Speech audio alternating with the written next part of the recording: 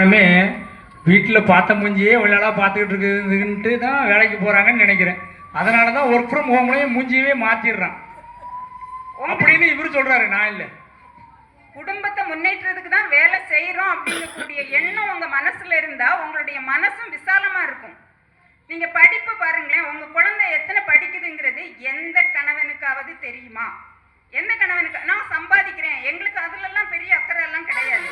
இதில் இந்த பிரைவேட் ஸ்கூலில் வேலை பார்க்கக்கூடிய டீச்சர்ஸ் கொடுக்கக்கூடிய அசைன்மெண்ட் எல்லாம் அந்த பிள்ளைக்கு தான். திங்கக்கிழமை ஆனால் பச்சை கலரில் ஃப்ரூட்ஸ் கொண்டு வந்துரு, செவ்வாய்க்கிழமைனா சோப்பு கலரில் வந்து வெஜிடபிள் கொண்டு வந்துரு. இதுக்கு அந்த அம்மா கடற்கடையா ஏறி தெரு தெருவா அலைஞ்சி வண்டியை எடுத்துட்டு போய் அந்த பிள்ளைங்களுக்கு தேவையானதெல்லாம் வாங்கிட்டு வருவாங்க. உங்க அணியில 2 டீச்சர் இருக்காங்க, அவங்க தான் கொடுக்குறாங்கன்னு நினைக்கிறேன். இல்ல, இதுல ஒரு பெரிய விஷயம் என்னன்னா, இன்னைக்கு துர்காவுக்கு மேரேஜ் ஆயிருக்குங்கிறது இப்பதான் தெரியும் சார். தெரியாம அங்க போட்டுட்டாங்க. அவங்களுக்கு மேரேஜ் ஆகி 2 குழந்தையும் இருக்கு. இல்ல, எனக்கு அது தெரியும், வந்தவங்களுக்கு தெரியல. அவங்க கணவருக்காக பேச வந்திருக்காங்க, அவர் கணவருக்காக பேச வந்திருக்காங்க.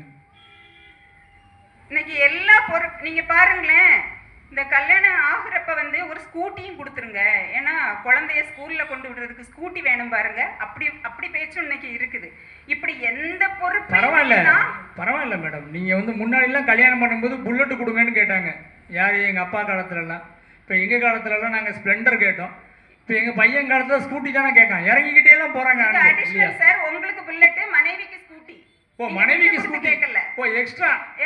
அப்படிதான். இந்த மாதிரி பொறுப்பை துறந்த ஒரு டிஸ்க்ளைமர் ஆண் சமுதாயம் எப்படி குடும்பத்தை நீங்க முன்னேற்றுவீங்க?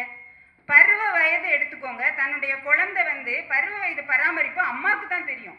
ஒரு பெண் குழந்தை பூ பெய்தின உடனே உளுந்தங்களி கொடுக்கறது, ஒரு ஆண் குழந்தைக்கு மீச முளைச்ச உடனே முட்டை தோசை கொடுக்கறதெல்லாம் அந்த அம்மா தான். Good touch, bad touch, don't touch அத்தனையும் சொல்லி கொடுக்குறவ அம்மா. ஒரு ஆண் குழந்தை பாருங்க, மீசை வளர்ந்த உடனே மீசையை ட்ரிம் பண்ணிக்கிட்டு அம்மா கிட்ட வந்து சொல்லும், அம்மா கரெக்டா இருக்கா அப்படின்னு. உங்களுக்கு அது என்ன அப்படிங்கிறதே தெரியாது. ஆனா நீங்க பெருசா பாடுவீங்க. இந்த தங்க மீன்கள்னு ஒரு படம் வந்தது. ஆனந்த யாழை மீட்டுகிறாய் அடி நெஞ்சில் வண்ணம் தீட்டுகிறாய், 16 அவார்டு இந்த படத்துக்கு. அந்த படத்துல அந்த அப்பா வேலைக்கே போகல. அடுத்து பாருங்க, குறும்பா என் உயிரே நீதானே இப்படி பாடுவார் ஒரு அப்பா. அந்த அப்பா பிள்ளைய பக்கத்திலே வச்சுக்கல. நீங்க உங்களுக்கு வந்து இந்த படம் போடக்கூடிய வேலையை தான் நீங்க பாக்குறீங்களே தவிர குடும்ப பொறுப்பை நீங்க செய்யவே இல்லை அப்படிங்கிறது தான் எங்களுடைய வாதம். இன்னைக்கு இருக்கக்கூடிய ஆண்கள், நாங்க தவம் இருந்து ஒரு பிள்ளைய பெத்து வச்சிருப்போம்.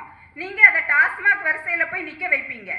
உங்களுடைய ஒரு பொறுப்பற்ற தனம் இன்னைக்கு வரைக்கும் பாருங்க, எவ்வளவு நாள் போராடுறாங்க. பெண்கள் தான் போராடுறாங்க. ஒரு ஆணாவது டாஸ்மாக் வேண்டாம் அப்படின்னு சொல்லக்கூடிய எந்த ஆணாவது இருக்கீங்களா? உங்களுக்கு முடிஞ்சும் அந்த பொறுப்பை நீங்க எடுத்திருக்கீங்களா? இந்த கவிஞர் வைரமுத்து ஒரு அழகா ஒரு கவிதையில சொல்லுவாரு, ஒரு குடிகார கணவனுக்கு வாழ்க்கைப்பட்ட மனைவி பாடக்கூடிய அவங்களுடைய வேதனையை சொல்லுவாரு. நான் படும் பாடு நாய்ப்படுமா பேய்ப்படுமா, கடையும் தயிர்ப்படுமா காஞ்சிபுரம் தரைப்படுமா, முன்சுவரை எழுப்பத்தான் மூக்குத்தி அடகு வச்சேன், பித்தாள குடம் வித்து பின்சுவரு கட்டி வச்சேன், கதவு மரம் வாங்க காசில்ல ராசாவே, கோணி கதவு செஞ்சு கோட்டைக்கு மாட்டி விட்டேன். இன்னைக்கு நீங்க பாருங்க, கோணி கதவுல வீடு வச்சிருக்கக்கூடிய எத்தனை வீடு இருக்கு. வறுமையினுடைய உச்சம் அது. அந்த வீட்டுக்குள்ள பார்த்தா தெரியும், அந்த வீட்டு கணவன் குடிகார கணவனா தான் இருப்பாங்க. இந்த குடும்பத்தை முன்னேற்றணும்னா அந்த வீட்டில் உள்ள மனைவி கல்லானாலும் கணவன் புல்லானாலும் புருஷன் அப்படின்னு உட்காந்துட்டு இருக்க முடியாது. அந்த குடும்பத்தை முன்னேற்ற முடியாது. கல்லானா ரோட்டுக்கு, புல்லானா மாட்டுக்கு, அப்படி இருந்தாதான் அந்த குடும்பத்தை அந்த மனைவி முன்னேற்ற முடியும். அப்படி முன்னேற்றக்கூடிய மனைவியால தான் அந்த குடும்பம் முன்னேறி இருக்குது. ஒரு பெண்ணுங்கிறவ, ஒரு பெண் வந்து சுயம்பு ஈஸ்வரி அப்படின்னு சொல்லுவோம். ஏன்னா அவளை நீங்க யாருமே முன்னேற்ற வேண்டாம், நாங்களா முன்னேறுவோம். எங்களுக்கு படிப்பு மறுக்கப்பட்டது, எங்களுக்கு வேலை மறுக்கப்பட்டது, வேலைக்கு ஊதியம் மறுக்கப்பட்டது, உடை மறுக்கப்பட்டது. இது அத்தனையும் போராடி வெற்றி கண்டவள் பெண். அவ்வளோ பெரிய போராட்டத்துக்கு பிறகுதான் இன்னைக்கு சந்திரமண்டலம் வரைக்கும் ஒரு பெண் வந்து வேலை பார்க்குறாங்க. நீங்க சுனிதா வில்லியம்ஸ் தெரியும், சந்திரமண்டலத்துல இருந்து குழந்தைக்கு மெசேஜ் அனுப்புறாங்க. அங்க போய் உட்கார்ந்து விவசாயம் பண்ண முடியுமா அப்படிங்கக்கூடிய ஆராய்ச்சியை தான் பூமி திரும்புவதற்கு காலதாமதம் ஆகுறப்ப அந்த ரிசர்ச் அங்க உட்காந்துட்டு பண்றாங்க. இவங்களும் குழந்தைய பெற்று அந்த குடும்ப பொறுப்போட தான் அங்க இருந்தாங்களே தவிர, நான் வேலை பார்க்குறேன் அப்படின்னு சொல்லிட்டு அவங்களுடைய பொறுப்பை துறந்துகிட்டு அவங்க எந்த வேலையுமே வந்து செய்யல. எந்த பெரிய பொறுப்பா இருந்தாலும் ஒரு பெண் வந்து தன்னுடைய குடும்ப பொறுப்பான சந்ததி உருவாக்கக்கூடிய சுகமான பொறுப்பை வந்து அவ வந்து மறுக்கிறதே